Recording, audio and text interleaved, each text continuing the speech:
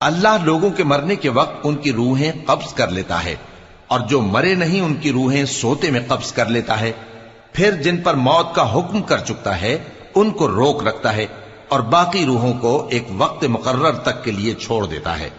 جو لوگ غور و فکر کرتے ہیں ان کے لیے اس میں نشانیاں ہیں۔ کیا انہوں نے اللہ کے سوا اور سفارشی بنا لیے ہیں؟ کہو کہ خواہ وہ کسی چیز کا بھی اختیار نہ رکھتے ہوں اور نہ کچھ سمجھتے ہی ہوں تب بھی کہہ دو کہ سفارش تو سب اللہ ہی کے اختیار میں ہے، اسی کے لیے آسمانوں اور زمین کی بادشاہت ہے، پھر تم اسی کی طرف لوٹ کر جاؤ گے۔ اور جب ایک اکیلے اللہ کا ذکر کیا جاتا ہے تو جو لوگ آخرت پر ایمان نہیں رکھتے ان کے دل گھٹ جاتے ہیں، اور جب اللہ کے سوا اوروں کا ذکر کیا جاتا ہے تو فوراً خوش ہو جاتے ہیں۔